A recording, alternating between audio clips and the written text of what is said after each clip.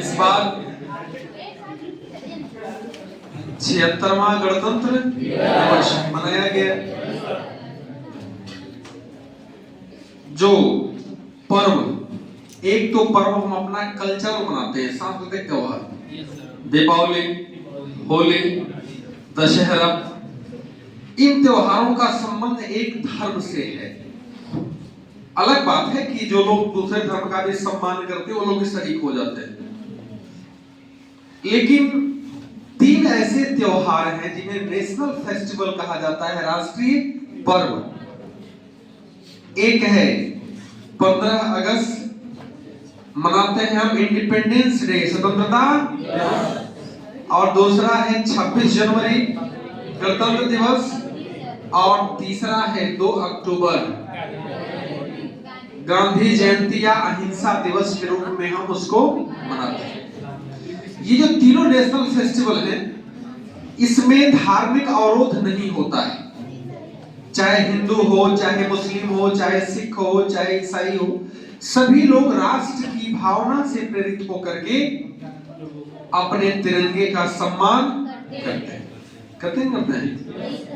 कहा गया कि कुछ नशा तो तिरंगे की आन का है, कुछ नशा तिरंगे की आन का है, कुछ नशा मातृभूमि के शान का है। हम लहराएंगे हर जगह तिरंगा, नशा ये हिंदुस्तान की शान का है। जो गणतंत्र दिवस है, इसको मनाने के पीछे का जो रीजन है वो है कि 26 जनवरी 1950 के दिन हमारा संविधान लागू हुआ था, और संविधान लागू होने के बाद हमें लोकतांत्रिक मूल्य, मौलिक अधिकार, समाजवादी संकल्पना, समानता, बहुत सारे ऐसे विचार मिले हैं जिससे आज हमारा देश विभिन्न धर्म समुदाय के होते हुए भी हम विविधता में एकता का परिचय देते हैं। और बड़ी बात, इस बार 26 जनवरी के दिन जो हमारे मुख्य अतिथि थे वो थे इंडोनेशिया के राष्ट्रपति प्रबोवो सुबियांतो। कौन थे? Prabowo Subianto. इनकी चर्चा हम आपसे कर चुके हैं पिछली बार भी, आज ही बता रहे हैं। सबसे बड़ी बात तो यह है कि 26 जनवरी के दिन जो ध्वजारोहण होता है वो करते हैं भारत के राष्ट्रपति। क्लियर है? और ये होता है कर्तव्य पथ पर। पहले राजपथ था, राजपथ का नाम क्या हो चुका है? कर्तव्य पथ। हालांकि कर्तव्य पथ जो होता है वहां पे हम अपने सैनिक परेड, सैनिक का मतलब तीनों सेना, सशस्त्र सेना, जल सेना, वायु सेना, थल सेना। क्लियर है? हम अपने जो तकनीकी रूप से उन्नत जो हथियार हैं, शस्त्र हैं, मिसाइल है, टैंक है, प्लेन है, प्लेन का मतलब फाइटर प्लेन, इनको प्रदर्शित करके देश, दुनिया और अपने भारतवासियों को दिखा करके उनके मन में राष्ट्र की भावना को और ज्यादा जागृत करने का प्रयास करते हैं। क्लियर है? 15 अगस्त के दिन हम आजाद हुए थे। इस दिन हम आजादी दिवस मनाते हैं, और इस दिन लाल किले पर ध्वजारोहण कौन करते हैं? भारत के प्रधानमंत्री। और लाल किले की प्राचीर से ही वो स्पीच देते हैं, भाषण देते हैं कि हमारा देश पहले कहां था, अब कहां पे है, और आगे भविष्य की रणनीतियों पर भी अपना विचार वो शेयर करते हैं। 2 अक्टूबर जानते हैं आप, गांधी जयंती है, लाल बहादुर शास्त्री जयंती भी हम लोग मनाते हैं ना। आज थोड़ा सा हम 5 मिनट की एक चर्चा करेंगे गणतंत्र दिवस के मुख्य अतिथियों के बारे में। क्लियर है? ठीक है। तो देखिएगा, जो गणतंत्र दिवस 26 जनवरी को मनाते हैं, गणतंत्र दिवस पर मुख्य अतिथियों का इतिहास। क्लियर है? ठीक है। लिखिएगा नहीं, सुन लीजिए, कोई ऐसा नहीं है, एक चूंकि ये सामान्य जानकारी होना भी चाहिए। देखिएगा 26 जनवरी 1950 प्रथम गणतंत्र दिवस मनाया हम लोगों ने, क्लियर है।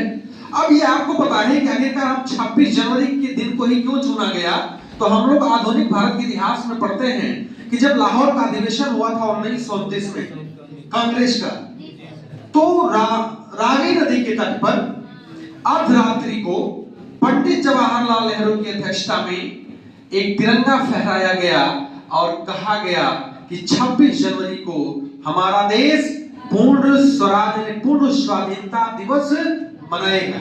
इसीलिए 26 जनवरी का दिन इंपॉर्टेंट है, और 26 जनवरी 1950 को पूर्ण संविधान लागू हुआ था, इसलिए हम इसे क्या मनाते हैं, गणतंत्र दिवस, रिपब्लिक डे। अब देखिएगा, चूंकि रिपब्लिक डे पर जो मुख्य अतिथि को हम बुलाते हैं, क्लियर है, मुख्य अतिथि को बुलाने का मतलब यही होता है, उद्देश्य यही होता है कि हमारा उनके बीच का संबंध बेहतर हो। देखिए, हम उसी को बुलाएंगे जिसके साथ हमारे संबंध पहले से बेहतर, यानी आर्थिक संबंध भी अच्छे हों, रणनीतिक संबंध भी अच्छे हों, व्यापारिक संबंध भी अच्छे हों, सांस्कृतिक संबंध भी अच्छे हों, वही ना आपके यहाँ आएगा, सब थोड़े आ जाएंगे। हम कहें पाकिस्तान के राष्ट्रपति बुलाइएगा, नहीं बुलाएंगे, क्यों? क्योंकि हमारा संबंध उससे अच्छा। अलग बात है कि हमारा छोटा बेटा है, एक समय था 1947 के पहले, 1947 के पहले इंडिया ही तो था, लेकिन हम कह रहे हैं कि आज अगर एक कंट्री के रूप में अलग हो गया है, लेकिन हमारे संबंध उससे अच्छे तो है नहीं, तो उसको तो बुलाएंगे नहीं। तो बुलाएंगे उसे ही जिसके साथ हमारे कुछ रिश्ते बेहतर हो, क्लियर? देखिएगा, शुरुआत में हम लोगों ने सुकर्णो क्या थे, इंडोनेशिया के राष्ट्रपति थे, इंडोनेशिया के राष्ट्रपति थे सुकर्णो, और 26 जनवरी 1950 प्रथम गणतंत्र दिवस के अवसर पर सबसे पहले हम लोगों ने उन्हीं को इनवाइट किया था, और वो कहाँ आए थे, दिल्ली, भारत आए थे, और उनके आतिथ्य में हम लोगों ने अपना परेड, सांस्कृतिक झांकियां, अपने जो भी टेक्निकल यानी जो भी हथियार रहे हैं, चाहे वो तीनों सेनाओं के रहे हों, सबको हम लोगों ने प्रदर्शित किया है, क्लियर है? देखिएगा, सुकर्णो और जो इंडोनेशिया है, अगर इंडोनेशिया की बात करिएगा तो इंडोनेशिया से हमारे संबंध पहले से क्या रहे हैं, बेहतर रहे हैं। क्यों रहे हैं? क्योंकि अगर आप देखिए कि 1947 भारत आजाद हुआ है, और लगभग इसी के आज दिन मतलब इर्द गिर्द ये भी कुछ देश आजाद हुए। तो पहली बात तो ये है कि दोनों देश गुलाम थे, उपनिवेशवाद के शिकार थे, दोनों देश करीब आए, और आपको पता है कि 1955 में एक सम्मेलन हुआ था, बांडुंग सम्मेलन, और 1961 में NAM, नॉन अलाइनमेंट मूवमेंट का गठन हुआ, जिसे कहते हैं गुट निरपेक्ष आंदोलन।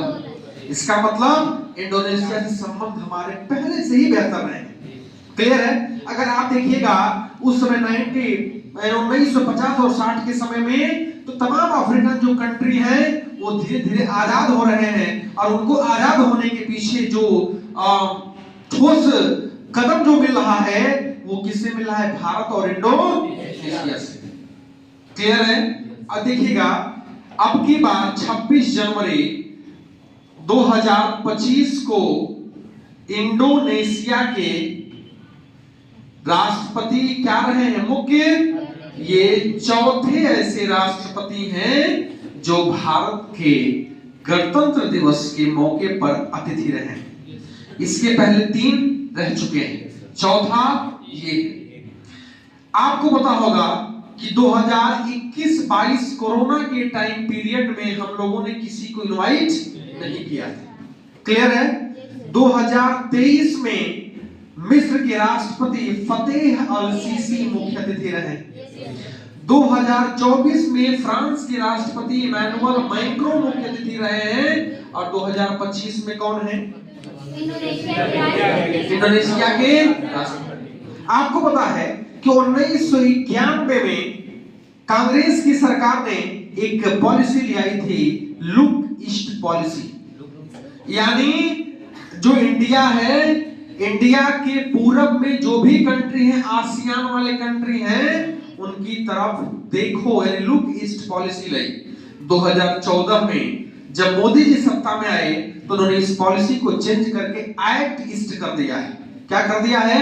एक्ट। अगर आप आसियान की बात करिएगा तो आसियान के 11 कंट्री में सबसे ज्यादा अगर व्यापार होता है तो किससे होता है? इंडो। अभी आपको पता है, कल की बात है, आए थे ना, न्यूज में दिया है कि ब्रह्मोस मिसाइल को खरीदने की चर्चा में कौन है? इंडोनेशिया। अभी हम लोगों ने फिलीपींस को दिया है ब्रह्मोस ने, अब फिर कौन चर्चा में? इंडोनेशिया। क्लियर है? 11 जनवरी 1966, 11 जनवरी 1900 एक ऐसा दिन है जब ताशकंद में हमारे प्रधानमंत्री लाल बहादुर शास्त्री की क्या हो गई थी? क्लियर है? इसके बाद 24 जनवरी 1966 को इंदिरा गांधी क्या बनी है? Prime minister. और दो ही यानी अगले ही दूसरे दिन क्या था? 26 जनवरी। इस समय हम लोगों ने किसी को इनवाइट नहीं किया था। क्लियर है? 1968 और 1974, 1968 और 1900 दो ऐसे वर्ष हैं, इन वर्षों में हम लोगों ने दो अतिथियों को गणतंत्र दिवस के मौके पर भारत में बुलाने का काम किया है। क्लियर है? तो अगर हम इसको समराइज कर लें तो गणतंत्र दिवस पर मुख्य अतिथियों के इतिहास में जो पहला गणतंत्र दिवस हमने मनाया, कौन रहे हैं? सुकर्णो कहाँ के थे राष्ट्रपति? 26 से 2025 को कौन थे? प्रबोवो सुबियांतो इंडोनेशिया के। ये किस नंबर के राष्ट्रपति रहे हैं? सबसे अधिक बार मुख्य अतिथि कौन बना है? फ्रांस के राष्ट्रपति, लगभग 6 बार, और 5 बार ब्रिटेन के राष्ट्राध्यक्ष गवाह बने हैं 26 जनवरी के। और सबसे कम बार अगर हम देखेंगे तो ओशिनिया का जो क्षेत्र है ऑस्ट्रेलिया, वो शायद अब तक एक ही बार हुआ है। क्लियर है? ठीक है? तो कुल मिला के अगर मैं कहूंगा 2021-22 में कोरोना के टाइम पीरियड में हमने किसी को नहीं बुलाया, 2023 में किसको बुलाया? मिस्र को, 2024 में किसको बुलाया? फ्रांस को, और 2025 में किसको बुला लिया? ये बात क्लियर हो गई? ठीक, आइए चलते हैं हम लोग टॉपिक में।